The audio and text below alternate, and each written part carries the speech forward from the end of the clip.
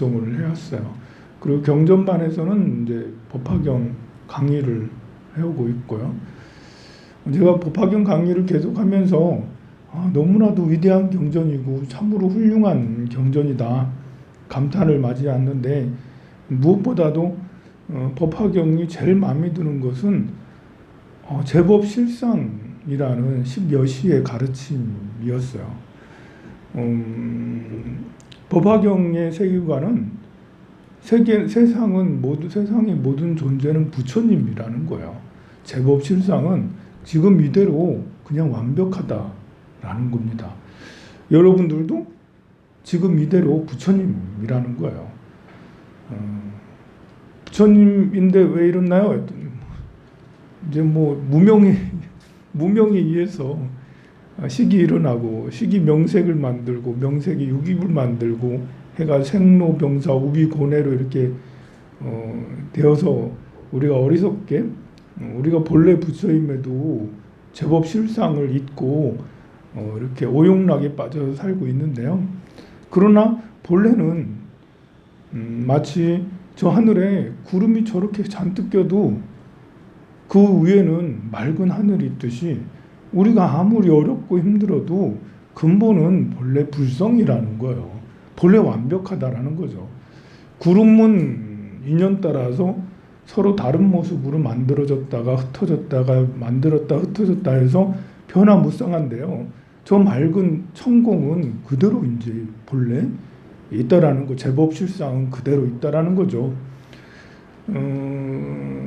한편으로 생각하면 구름이 있어야지 하늘이 멋있지. 그냥 맑은 천공만 있으면 그것도 또한 훌륭하지만, 그래도 구름이 변화무쌍하게 시커멓다, 빨갰다, 파랬다 이렇게 하면서 하얗다 하면서 가지가지 모습으로 펼쳐지는 것이 대장관을 이루듯이, 우리의 삶도 사람의 삶이 부처님하고 똑같아지면 제일 좋겠지만, 그러기 이전에 부처가 되어가는 과정 중에 우리는 우리 삶이 생로병사 우비고내로 하였다, 까맸다, 파랬다, 빨갛다, 이상한 모양이 됐다가 예쁜 모양이 됐다가 그냥 뭉뚱그린 모양이 됐다가 다양한 모양으로 변화무쌍하게 이렇게 펼쳐지는 것이, 그것이 드라마틱한 우리의 모습이 아닐까라는 생각이 듭니다. 그것이 누군가에게는 고통이 될 수 있겠지만, 또 여러분들이 하늘을 볼 때 물구름 아무 생각 없이 바라보면 아무리 훌륭한 구름도 예쁘지가 않아요. 제가 어제 저녁에 갑자기 창문을 너무 촥 보니까요, 어제 해질 무렵에 여러분들 노을을 보셨나 몰라요. 봤어요? 본 사람이 있군요, 세상에. 본 사람, 나만 본 게 아니었군요. 같이 봤네요. 어제 못 본 사람은 정말 불쌍해. 세상에. 너무나도 저런 노을이 있나? 근래 몇 년 동안 본 노을 중에 가장 아름다웠다, 불타는 노을이다. 저거는 우리가 우주 공간에 나왔나 할 정도로, 이제 우리가 이제 이렇게 화성으로 이렇게 여행을 떠나면 저런 모습을 볼 수 있을까 할 정도로 정말 아름다웠어요. 제가 사진도 찍어놨거든요. 혹시 모르니까 궁금한 사람은 내가 이렇게 밴드에다가 사진을 이따가 올려놓을 테니까 한번 보세요. 지나간 거라서 그래도 맛이라도 좀 봐야지. 어제 얼마나 노을이 훌륭했는지 맛이라도 봐야지. 그래, 그런 아름다운 노을도 그냥 아무 생각 없이 보면 하나도 아름답지 않고 답답하고, 그냥 그럴 거예요. 그런데 정말 예쁜 시선으로 보면 진짜 너무나도 아름답고 훌륭하다라는 거죠. 우리 생로병사 우비고내의 고통 속에 있는 이런 것들이 고통이라고 생각을 하면 그냥 하는 일마다 답답하고 괴롭고 그럴 거예요. 그러나 이런 경험을 통해서 당덕작불, 부처님이 되어가는 과정이다. 우리는 이렇게 법화경 기도를 통해서 이렇게 하다가 부처님한테 수기를 반드시 받을 거고, 그러다가 결국은 깨달음에 다 이루게 될 거예요. 그런 과정 중에 펼쳐지는 거예요. 우리가 이제 어딘가에 목적지에 갈 때 여행을 떠나 목적지에 가게 되면 아름다운 광경도 지나치게 되고 그렇지 않은 광경도 지나치게 되죠. 우리는 진리라는 저 여행을 떠나가고 있어요. 그리고 그 과정 중에 우리는 누구는 결혼도 하고 누구는 아이도 낳고 누구는 사업도 하고 누구는 출가도 하고 누구는 이렇게 늙어가고 누구는 병들어가고 그렇게 누구는 또 지옥에나 가면 안 되겠지. 누구는 사람으로 다시 태어나고 누구는 천상으로 가고 누구는 아수라로 태어나고 그렇게 하면서 우리는 저 높은 곳을 향해서 안욕따라 삼명삼보를 향해서 가고 있다라는 거죠. 그래서 그 법화경의 그런 제법 실상과 일불승에 대한 가르침은 우리 마음속에 평생 동안 머릿속에 두고 지녀야 될 정념이지 싶어요. 정념, 올바른 기억, 시시때때로 제법 실상이 그래 완벽해. 이대로 아름다운 세상 아니야? 내가 비록 몸이 아파도 이대로 완벽해. 내가 비록 누군가 때문에 손해를 입어도 그래도 이대로 완벽해. 제법 실상이잖아. 일불승이잖아. 다 깨달음을 향해 가는 과정이지라고 한다면 그러면 이제 그런 올바른 기억 이런 걸 통해서 우리는 꺾이지 않고 계속해서 나아갈 수가 있습니다. 우리가 이제 기도를 통해서 얻어야 될 것, 기도를 통해서 내가 잘하고 있나, 못하고 있나 여러 가지 이렇게 측정하는 기준이 있는데요. 그 중에 가장 중요한 기준은 내가 정말 행복한가, 내가 지금 평온한가, 그리고 내 주변에 나의 가족들, 이웃들도 평온한가, 행복한가, 이익이 되고 있는가. 평온, 행복뿐만 아니라 이익이 돼요. 나한테 이익이 되고 있는가. 내가 경전 독송하는 것이 이익이 되고 있는가. 내가 배일 기도를 하고 있는 것이 이익이 되고 있는가. 그리고 우리 가족에게 이익이 되는가. 친구에게 이익이 되는가. 이익이 되는가. 이것을 우리는 알아야 되는 거죠. 나한테는 행복하고 나한테는 이익이 되는데 아니 집에 갔더니 뭐 우리 거사님하고 뭐 애들은 엄마만 좋으려고 저래 다니지. 뭐 이러면 좀 아닙니다. 이렇게 우리가 내가 좋아서 저래 다니는 것도 당연히 하지만 내가 좋아서 다녔으면 나의 인품이나 인격이나 마음 씀씀이나 뭐 이런 것들이 더 좋아져서 우리 엄마가 저래 다니니 바뀌었어.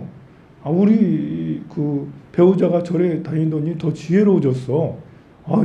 야, 저러다가 존경스러워지겠는데? 뭐 이렇게 이제 점점점 이제 인격이 성장하고 지식이 성장하고 마음이 더 넓어지는 이런 것이 반드시 그게 절에 다니면서 기도를 잘하고 있는 것의 하나의 측정법이라고 저는 확신합니다. 그래서 여러분들이 그래서 나이가 들면 들수록 사실은 지혜는 점점 막혀지고 마음도 점점 좁아지게 되고 행복감도 점점 줄어들게 돼요. 몸이 아픈데 행복하겠어요? 기억력이 자꾸 사라지는데 여러분들 10년 전보다 지금이 더 자책을 많이 하잖아요. 뭘 잃어버릴 때마다 생각이 안 날 때마다 이러다 죽지 내가 죽는 게 더 낫지. 이렇게 몸이 아플 때만 이렇게 죽는 게 더 낫지. 몸 바꾸는 게 더 낫지. 뭐 이렇게 하잖아요. 점점 우리는 나이가 많아지면 많아질수록 이렇게 점점 모든 게 쪼그라들게 마련인데요. 기도를 통해서 비록 나이는 점점 많아지더라도 나의 마음은 더 넓어져야 돼. 좀 기울어진 운동장이긴 해요. 이렇게 나이가 누구나 다 나이가 많아지잖아 지금. 그래서 계속 점점 추락해 가고 있어요 우리는. 그러나 그 가운데 추락하는 그 가운데 우리는 비상해야 된다. 날라야 된다. 이것이 기도의 목적이에요. 제가 열광을 토하면서 여러분들한테 매월마다 기도를 이렇게 합시다. 아침마다 문자를 보내고 뭐 이렇게 매일마다 밴드에다 글을 써대고 막 이렇게 하고 하는 이런 것들도 추락하고 있는 우리가 같이 추락하는 게 아니라 날개를 달아서 비상해야 된다. 그래서 이제 여러분들한테 계속 그렇게 하고 있는 거죠. 그러면 우리는 가면 갈수록 점점 불행해지기가 쉽고 또 마음도 좁아지기 쉽고 지혜도 점점 좁아지기가 쉬운데 어떻게 하면 떨어지지 않고 비상할 수 있나? 계속 끝없이 기도하는 게 제일 먼저 끝없이 기도를 하더라도 우리처럼 경전 부처님의 가르침을 위주로 해서 지금은 이렇게 법화경 독송하죠. 곧 있으면 또 지장경 독송하죠. 뭐 천지팔량경도 독송하죠. 또 금강경 기도를 통해서 금강경도 독송을 하죠. 또 천수경도 열심히 독송하고 그것과 더불어서 다란이들도 신묘장구 대단히 광명주는 이런 다란이들도 계속해서 하고 있으니 이것은 내 마음을 경책시켜줄 뿐만 아니라 내 마음을 계속 씻겨주는 거죠. 몸과 마음을 씻겨주는 훌륭한 보약이라 할 수 있어요. 몸과 마음을 씻어야지 더 이렇게 추락을 더 하지 않을 수 있어요. 지지선이 돼줄 수 있거든요. 더 이상 추락하지 않도록 이렇게 그 밑으로 떨어지려는 자꾸 이런 것을 우리는 이렇게 더 떨어지지 않도록 이렇게 그 받쳐주고 있는 것이 기도죠. 근데 기도의 힘이 약하면 계속 떨어지게 돼요. 떨어지는 속도가 늦어서 그런 거지. 기도를 전혀 안 하면 그냥 계속 추락하는데 적당히 하면 떨어지는 속도가 좀 늦춰지고 더 열심히 하면 안 떨어지고 비상까지는 하기가 어려워요. 이게 기도한다고 비상 올라가는 것도 아니거든요.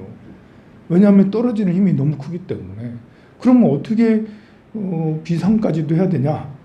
기도와 함께 발보리심의 힘이 커서 지혜를 닦아야 된다는 생각도 가져야 된다는 거예요. 어떻게 하면 더 지혜로울까? 일단 지혜에 대한 갈구심이 커야 되는 거예요.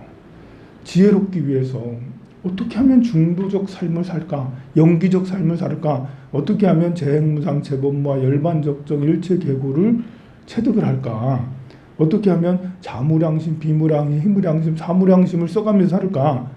어떻게 하면 12연계의 이치대로 우리가 궁구하면서 살까?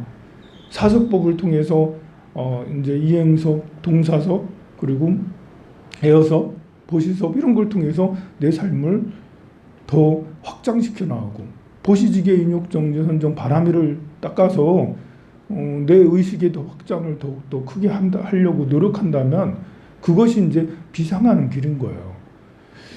그걸 하지 않으면 비상이 하기가 어려워요. 더 이상 떨어지지 않을지 몰라도. 그런데 아무리 그래도 나이를 이길 수는 없어.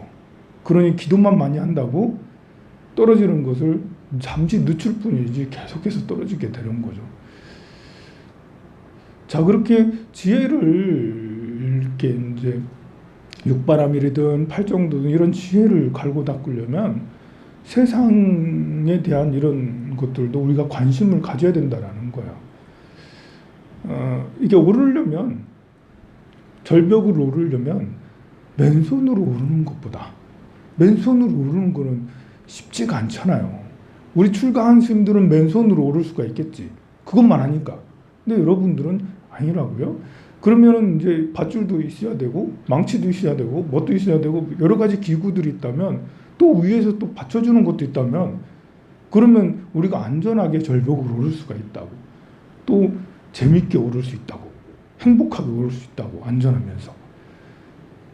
그래서 우리는 여러분들은 그래도 가족들이 있어요. 가족들이 함께 오르는 자들이잖아요.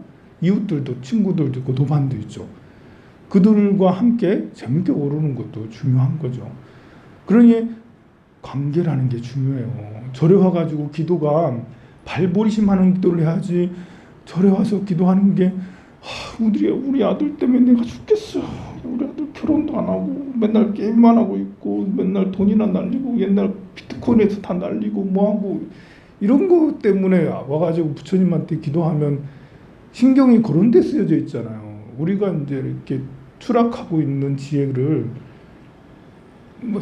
계속 올려서 비상시켜야 되는데 그 관심이 그렇게 나의 지혜를 위해서 더 해야지 이렇게 가야 되는데 와가지고 우리 아들이 뭐 결혼을 안 해요. 우리 아들이 뭐 게임에 빠졌어요. 코인에 빠졌어요. 뭐 카드빚이 얼마예요. 뭐 이렇게 하고 있으면 그게 지혜가 성장하는 게 아니라니까요. 그거는 그냥 고통스러운 어떤 스트레스를 계속 받는 거예요. 그리고 뭐 부부 관계가 어째가지고 지금 제가 이혼 도장을 찍고 싶고 뭐 하고 있고 이것도 역시 우리의 지혜를 막고 있는 것 중에 하나거든요. 그런 것들에서 빨리 벗어나야 돼. 그러려면 우리는 상대에 대해서 상대와의 관계를 개선시켜야 되는데요. 상대와의 관계는 대화를 통해서 널리 믿고 사랑하고 이해하고 배려하고 관심을 갖고 많은 대화를 또 해야 되겠죠. 내가 절에 다녀서 부처님의 큰 지혜를 받아서 깨달음을 향해 나아가야 되는데 같이 옆에 있는 배우자도 아들, 딸도 부처님의 가르침을 너무나도 훌륭하다 여기고 그렇게 세상에 살아가는 것이 훌륭한 경험이고 이걸 통해서 깨달음으로 더 나아간다라는 그런 생각을 우리 가족들이 같이 해봐요. 그러면 같이 절벽으로 오르는 것처럼 어렵지 않게 오를 수 있다고요. 그러려면 여러분들도 똑똑해야 돼요. 여기 여러분들 엄마들이잖아요. 엄마들하고 아이들이 별로 얘기를 하고 싶어 하지 않아요. 엄마들은 대체로 걱정만 하시거든요. 밥 먹었니? 뭐 이제 어디 아픈 데는 없니? 깨끗하게 하고 다녀야 된다 하고 뭐 맨날 이제 얘기하는 게 엄마처럼 얘기하거든요.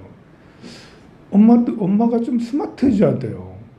걱정하는 소리보다는 힘을 주고 칭찬하고 서로 이렇게 뭐 이야기가 맨날 걱정하는 것보다는 서로 정보를 주고받고 같이 얘기를 하면 세계관이 막 확 넓어지고 엄마랑 얘기하면 우리 엄마는 월드적이야 세계적이야 하면서 이렇게 유럽의 일들도 잘 알고 아프리카 일들도 잘 알고 남미 북미 일도 잘 알아. 어떻게 우리 엄마는 저 뉴질랜드 같은 저 작은 그런 나라들 그런 일도 아는 거지? 야, 역시 대화하면 엄마는 뉴스 덩어리야. 그냥 있으면 재밌어. 이렇게 돼야 되는데 그런 건 없고 뭐 그냥 이렇게 하니까 엄마 잘 있어? 하고 전화하고 뚝 끊는 거예요. 이제 그리고 커피숍에 가자고도 안 해. 커피숍에 가가지고 자기 애인들하고는 커피숍 그렇게 가면서 엄마하고는 안 간다니까요. 왜냐면 가봐야 재미가 없으니까. 근데 여러분들이 많은 정보를 무장하고 있다면 그러면 이 정보는 그냥 거기서 끝나는 게 아니에요. 정보는 이런 지식들은 지혜로 또 이어지게 돼요. 지혜는 많은 지식을 바탕으로 해서 지혜가 이루어지기가 쉽거든요. 오늘은 여러분에게 페루에 대한 이야기를 하고 싶어요. 지금 우리 전 세계에서 코로나로 사망자가 제일 많이, 인구당 사망자가 제일 많이 나오는 데가 페루예요. 페루는 어디에 있냐면 남미에 있어요. 남아메리카에 있어요. 북아메리카는 미국이고요. 남아메리카는 브라질이 있어요. 브라질 옆에 이제 서쪽에 페루 서쪽 위쪽으로 페루라고 있는데요. 남미 중에 넓이가 땅 크기가 세 번째로 커요. 제일 넓은 건 브라질이고 그 다음엔 아르헨티나고요. 그 다음으로는 페루예요. 우리나라의 땅덩어리의 13배나 돼요. 굉장히 큰데 근데 인구는 3,200만 명 정도밖에 되지 않죠. 이제 인구는 굉장히 많은데 땅은 좀 인구는 적은데 땅은 훨씬 더 많은. 그런데 이 페루가 코로나로 죽은 사망자 수가 20만 명 정도 돼요. 그러니까 1,000명당 1명 정도는 코로나로 죽는다는 거예요. 그 말은 감염자는 그거의 10배는 더 될 거 아니에요. 그러면 이제 100명당 한 두세 명, 한 2, 30, 10명 정도, 20명 정도는 코로나에 걸렸다라는 거예요. 엄청나게 많은 사람들이 코로나에 걸려요. 그럼 페루는 왜 그러는 거지? 페루는 우리가 모르는 사이에 작년 여름에 엄청난 홍역을 겪었어요. 대통령이 3명이 일주일 사이에 대통령이 3명이었어. 대통령이 한 사람 있었는데 이 사람이 이제 국회에서 탄핵을 시켜가지고 대통령을 직을 그만두게 돼. 그리고 새로 임명된 대통령은 국회의장이었어. 국민들이 너무 싫어해. 그래가지고 그 사람도 5일 만에 사임했어요. 그 사임하는데 그냥 사임했겠어요?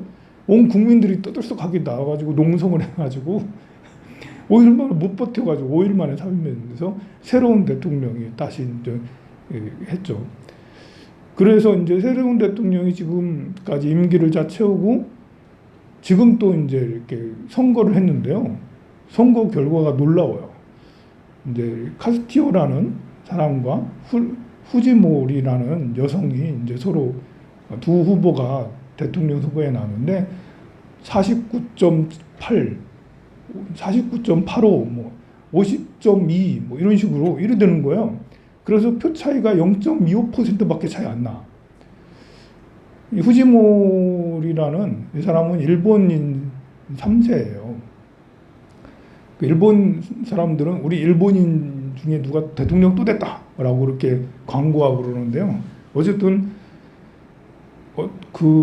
그렇게 해서 지금 그 트럼프처럼 선거 불복을 하고 우리가 다시 재개표해야 된다면서 지금 그러고 있는 상황이죠. 근데 이게 카스타이오하고 후지모리하고 두 후보가 서로 각축전을 벌이는 거야. 민주주의에서는 당연한 거고 훌륭한 거예요. 그런데 그 내용을 보면 야 이거 큰일 나겠다 싶은 거예요. 한 후보는 굉장히 보수적인 후보야. 일본 이민 3세 이 여성은 아버지가 전에 그 대통령이었어요. 1990년부터 10년 동안 아버지가 대통령이었죠. 처음에 90년대 초에는 페루 경제를 막 일으키고 잘했어. 근데 90년대 후반은 독재로 돌아가면서 나중에 영구 집권을 위해서 헌법 개정까지 하려고 했다가 그러다가 부정부패로 국민들한테 쫓겨나고 일본으로 도망가가지고 일본에서 팩스로 대통령이 사임한다고 이렇게 했던 그런 이상한 전 대통령인데 결국은 도망 다니다가 잡혀가지고 지금 감옥에서 20여 년째 수감 중이거든요. 그런데도 자기 아버지가 대통령으로 있을 때 그때 이제 옆에서 퍼스트레이디 역할을 잘 해내므로 인해서 여성이 인기가 많아요. 후지모리라는 여성이. 얘기를 들어보면 딱 보수파죠, 그죠? 아버지가 전 대통령, 독재 비슷하게 했던 대통령. 그 이후에 정치가 얼마나 망가졌으면 그 향수를 아직도 못 잊는 사람이 후지모리라는 여성이 대통령 되면 좋겠다 해가지고 지난 5년 전에 이 사람들도 페루도 5년제거든요. 5년 전에도 이 여성이 나왔다가 거의 될 뻔했다가 이제 약간 1% 밀려가지고 이렇게 선거에 떨어졌는데 이번에도 또 나왔다가 거의 지금 막상막하를 하고 있는데요. 이런 분이 대통령 후보에 나올 수 있다라는 거, 그럴 수 있어. 근데 상대편의 후보는 놀라울 만큼 대단한 파격적이에요. 어떤 사람이 대통령 후보가 됐냐면 초등학교 교사 출신이고요. 농민 출신이에요. 그러니까 산골 지역에 정말 찢어지게 가난한 그런 분이 어떻게 공부해서 초등학교 교사하다가 인권운동만 하고 운동하다가 대통령 후보가 된 거예요. 불과 몇 달 전까지만 해도 이 사람이 인지도가 없었어. 근데 선거운동을 하면서 따다다다 올라가더니 지금 50%까지 이렇게 차지를 한 거죠. 그러면 이 사람은 진보적이겠죠. 그래서 많은 사람들이 저 사람이 당선되면 안 돼. 저 사람이 당선되면 베네수엘라 꼴 나지. 베네수엘라가 복지 정책을 뭐 하다가 이상한 꼴을 당했잖아요. 나라가 거의 뭐 이렇게 파탄 지경에 이르렀잖아요. 그래서 카스타이오가 당선이 되면 나라가 망할 거야 라고 주장하는 사람이 너무 많아요. 그게 50%예요. 나머지 50%는 그래도 90년대 초에는 좋았잖아 라면서 후지모리라고 일본인 이 사람을 추종하는 사람들 서로 팬들이 너무 많아. 팬덤이 너무 강해. 그것도 보수하고 진보 사이의 갈등이 너무 심한 거죠. 어느 편이 당선이 돼도 이것을 봉합하기는 쉬운 게 아니라는 거예요. 참으로 이제 우리나라도 좀 그러잖아요. 우리나라도 이렇게 정치 얘기하면 부모 자식이 서로 싸워요. 정치에서 술 먹다가 서로 싸운다니까 정치 얘기하다가 이념 갈등이 너무 심해요. 이거는 이게 참 답답한 일입니다. 우리는 부처님의 제자이고 부처님의 가르침대로 정치적으로도 이해를 하는 게 참 좋을 텐데요. 그래서 카스타요 같은 이런 사람이 저야 뭐 이렇게 그런 사람이 당선이 돼서 페루가 바뀌어지길 바라죠. 근데 페루는 이제 몇십 년 전부터 계속 대통령들이 비루에 연루돼서 그 부패에 연루돼서 계속해서 감옥 갔어요. 모든 대통령이 감옥 갔어. 다 감옥에 있거나 가택 영문 중인 우리랑 너무 비슷하다 이러면서. 근데 경제 규모는 정말 이제 하찮고 그렇죠. 우리나라랑 비교하면 참 어렵습니다. 그런 이제 그 페루에 가면 마추픽추라고 잉카 제국의 어떤 그 비밀스러운 그런 아름다운 공간이 있어요.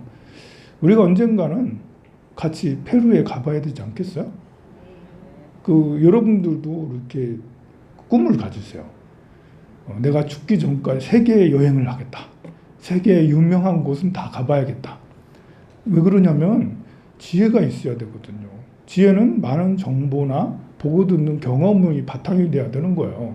그러니 그 마추픽추 같은 페루 같은 나라에 가가지고 페루의 역사, 정치, 경제 이런 것도 들어보고 거기에 있는 사람들을 보게 되고 또 이렇게 가면 또 제가 다 설명해줘요. 제가 또 설명하는 건 열심히 하잖아요, 보면. 저는 이제 이렇게 여행 가면 가이드가 돼. 가이드가 남아 있으면 얼마나 편해하는 줄 알아요? 자기는 가만히 있고 스님이 계속 설명해 주니까. 그래서 이제 이렇게 페루 같은 이런 데도 이제 우리가 코로나 이런 끝나면 여러분들도 제가 이제 여행 상품 많이 개발할 테니까 같이 함께 페루 마추픽추 가자 이래가지고 이렇게 하면 좋을 것 같습니다. 그러면 이제 우리가 그 떨어지고 있는 지혜가 늙음이라는 것도요 보면 그냥 방 안에만 가만히 있고 경로당 왔다 갔다 하고 이러면 더 빨리 늙어요. 그런데 그렇지 않고 많은 지식에 대한 욕구를 가지고 계속 탐구하고 많은 여행을 하고 이러면 10년, 20년은 훨씬 더 젊게 살 수가 있습니다. 프랑스에 가면 지금 현재 프랑스도 이제 팬데믹 이것 때문에 홍역을 치르고 있잖아요. 근데 참 특이한 현상이 있어요. 뭐가 특이하냐면 프랑스의 그 대학생들이 거의 노숙자가 돼버렸어요. 프랑스의 대학생들은 거의 대부분 부모님들한테 지원을 받지 않아요. 본인이 벌어서 학교 다녀야 되고 본인이 벌어서 자취생활을 프랑스 대학생 파리에 있는 대학생 중에 한 90%는 자취를 한다라고 그러거든요. 거의 대부분 자취를 해요. 자취하면 세가 얼마나 많이 나가는지 알죠? 대학교 가면 대학교 비용은 우리나라보다는 싸겠지만 그래도 비용이 든다고 생활비도 있고 통신비도 있고 그러잖아.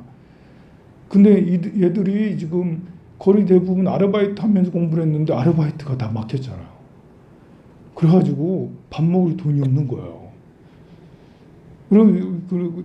그리고 이제 이렇게 세 낼 돈도 없고 그래서 노숙자처럼 그러는데 곳곳에 이제 그 무료급식소가 있어요. 우리나라는 무료급식소 하면 어르신들이 오시잖아. 근데 프랑스는 무료급식소 하면 대학생들이 와. 그래가지고 학생들이 와가지고 배급을 받아가고 그래요. 너무나도 어렵고 힘들게 사는 거예요. 개중에는 이제 이렇게 어떤 예불 개발을 했냐면 하도 배를 굽는 대학생이 많으니까 후원자 서로 한 사람 한 사람씩 서로 후원자 이어주기 예불 개발을 한 거예요. 그래서 대학생 한 명이 이렇게 그 예배에다 등록해가지고 전 지금 식료품 중에 뭐가 필요해요 라고 이렇게 하면 다른 한 사람이 후원자가 근처에 사는 후원자가 돈을 기부를 해요. 그러면 이제 그 기부받은 돈으로 식료품 목록을 대로 이렇게 해가지고 식료품점에서 그 대학생한테 배달을 하는 예비죠. 그걸 또 이렇게 봉사해주는 사람도 있어. 갔다가 얼마나 그렇게 신기하잖아요. 역시 SNS가 발달된 요즘에 프랑스 같은 페루 같은 데는 이렇게 못하죠. 이제 근데 프랑스는 발달된 선진국이다 보니까요. 그런 앱을 개발해서 그래도 젊은이들이 그렇게 서로 연결돼서 후원자랑 연결돼서 혜택을 받고 있죠. 그렇다고 모든 그 수만 명의 대학생들이 다 그런 건 아니에요. 또 앱이 많이 발달하다 보니까요. 음식점에서 남는 거, 음식점마다 그날 남는 게 재료가 있을 거 아니에요. 그 앱에다가 이제 우리 음식점에는 이만큼 뭐가 남아요. 올려놓으면 그걸 이제 봉사자들이 그걸 픽업해가지고 무료 급식소에 갖다 주는 거죠. 굉장히 효율적인 앱이죠. 그래 갖다 주면 무료 급식소에서 또 대학생들 이제 배식 또 나눠주고 그런 방법을 하고 있다라는 거죠. 그 프랑스 하면 선진국인데, 야 선진국의 청년은 우리나라 청년 사실 우리나라 청년도 지금 죽을 지경이잖아요. 이제 일할 데가 없어가지고 뭘 어떻게 해야 될지 잘 몰라가지고 죽을 지경인데, 야 거기 그 우리나라 대학생들은 그래도 복이 많다. 부모들이 어떻게 해가지고 부모들이 좀 허리가 휘지만 그래도 아이들은 좀 낫다. 근데 그 프랑스에는 그런 일도 있구나라는 생각이 듭니다. 또 미국으로 다시 또 가면 미국은 이렇게 지금 바이든 정부가 트럼프 정부랑 서로 반대되는 정책을 많이 하거든요. 그중에 이민 정책도 반대로 해요. 트럼프는 어쨌든 불법 이민자들을 쫓아내길 바빴어. 그리고 심지어 텍사스 그 멕시코 국경에는 장벽을 만들고 그랬죠. 장벽이 아직 다 만들어지지 못했거든요. 근데 다 만들어지지 못했으니까 그만 만들게 하고 이민 정책을 조금 포용적으로 했어요. 그랬더니 어떤 현상이 나타난 줄 알아요? 그랬더니 이민이 폭발적으로 증가하는 거예요. 이게 가만히 생각해 보세요. 여러분들이 멕시코나 중미나 남미에 나는 베네수엘라에 살고 있어. 더 살겠어요, 베네수엘라에서? 조금만 걸어서 이렇게 힘들지만 올라가서 미국으로 가면 아메리칸 드림이야, 세상에. 거기는 꿈의 나라야. 세계에서 제일 미국이 GDP가 6만 5천 불 정도 되거든요. 우리나라는 3만 2천 불, 3천 불인데 우리나라보다 GDP가 2배 이상이 많아요. 인구는 3억 3천만 명이나 되는데 3억 3천만 명의 인구가 GDP 1인당 GDP가 6만 5천 불이라면 엄청난 거예요. 세계에서 그냥 제일 부자야 진짜로. 거기 가면 일자리도 얼마나 많아. 구인하는데 일할 사람이 없다잖아 지금. 그러니 이제 그 남미에 사는 사람들이 물결처럼 다 이제 이민 가겠죠. 그래서 이민 정책을 열으려고 하다가 못 열어. 너무 많은 사람이 몰려오니까. 이게 우리 개인 간의 빈부의 격차도 사실 힘든 일이잖아요. 그래도 울산에 이렇게 있으면 그나마 그래도 빈부의 격차가 엄청 크진 않아요. 이렇게 서울 가면 빈부의 격차가 얼마나 크겠어요. 강남 사는 사람하고 강북 저 어디 그 산골 밑에 사는 그런 사람하고 차이가 너무 커서 이 듣기로는 강남 사람들은 평범한 사람을 벌레 취급한다며? 그런가? 그런다잖아. 사람 취급을 안 한다잖아. 진짜인지 모르겠지만. 근데 울산에는 그래도 뭐 대부분 다 평준화돼 있잖아요. 그렇게 우리는 별로 취급 안 당하잖아. 그래도 참 다행인 거예요. 개인 간의 이런 빈부의 격차도 사실 큰 문제인데 나라 간의 빈부의 격차는 더 커요. 우리는 정말 다행이에요. 우리나라는 섬나라잖아. 우리나라는 북한 말고는 인접한 나라가 없어. 이민 오질 않아 우리나라로. 간혹 이제 중동에서 이렇게 배 타고 어쩌다 정말 드물드물게 오게 되는 사람도 있는데 그거는 별로 없고 우리나라는 이민을 안 온다고요. 우리나라가 이민법이 제대로 안 돼 있어서 이민도 받지도 않지만 북한이 있는데 북한은 아예 그냥 38선을 철장으로 해놔가지고 북한 사람들이 못 넘어오잖아요. 그러니까 우리나라는 사람들이 몰라요. 그런데 조금만 생각을 해보면 이제 이렇게 유럽에도 보면 시리아 내전 때 얼마나 많은 사람들이 유럽으로 북유럽 쪽으로 다 이제 도망가고 이주를 하고 피난 가고 있습니까? 그럼 그 사람들이 막 몰려오면 기존에 있던 사람들하고 그 사람들하고 어떤 관계가 되겠어요? 미국 같은 경우는 세계에서 제일 잘 살고 밑으로 미국 밑으로의 나라들이 전부 다 지금 뭐 이렇게 제대로 나라가 없어. 안전한 나라가 없어. 미국 밑으로는 미국 위로는 캐나다는 안전하니까 괜찮은데 미국 밑으로는 쿠바니 멕시코니 그 밑에 남미 나라들은 거의 뭐 이렇게 생지옥이야 생지옥 힘들어. 그러니 전부 다 이민 가고 싶어서 난리죠. 그런 것도 큰 문제가 될 수 있어요. 미국에 살고 있는 사람이야 뭐 두 다리 뻗고 자겠지만 그 밑에 어렵고 힘들게 살아가는 사람들 생각하면 참 그렇습니다. 뭐 마지막으로 이디오피아를 또 얘기를 하면 이디오피아는 또 몇 달째 지금 내전이에요 또. 그래서 이디오피아 군하고 또 이렇게 다른 지역에 있는 이런 그 하고 서로 내전 중이라서 국민들이 수천 명이 뭐 학살당하고 막 그러고 있다고요. 그러니 그런 나라들을 생각하고 있으면 야 정말 우리나라 좋은 나라다. 지금 현재 세계에서는 코로나로 인해서 고통받는 사람도 많지만 정치적으로 불안해서 더 힘든 나라들도 참 많죠.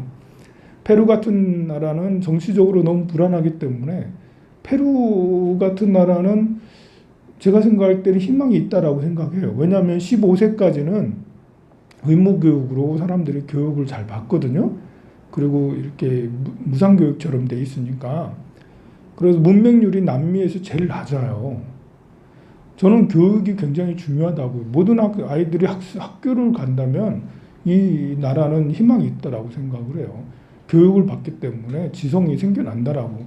지성이 있으니까 지금 같은 이제 그 뭐랄까 지금과 같은 정치 상황이 된 거죠.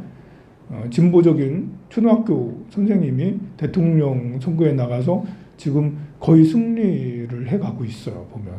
그러니 페루를 앞으로 우리가 주목해서 봐야 될 나라가 아닌가 싶습니다. 저는 우리나라가 이렇게 무역을 통해서 제2의 도약을 해야 된다고 저는 생각을 해요. 우리나라는 그 제조업 강국이잖아요. 그리고 앞으로 4차 산업혁명에서도 두각을 나타낼 수 있는 나라다.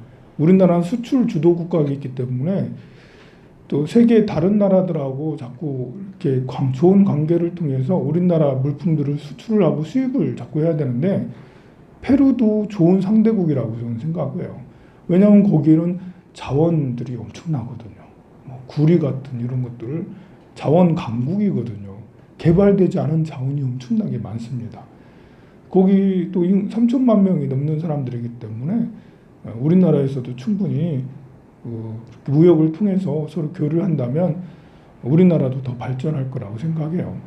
저는 대한민국이 5천만 명의 사람들 중에 젊은이든 연세가 있는 분이든 무역에 종사하는 사람이 굉장히 많아져야 된다고 생각을 해요.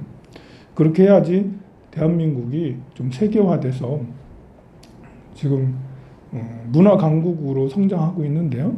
경제 강국에서 문화 강국으로 성장하고 있는데 더 성장할 수 있지 않겠나 싶습니다.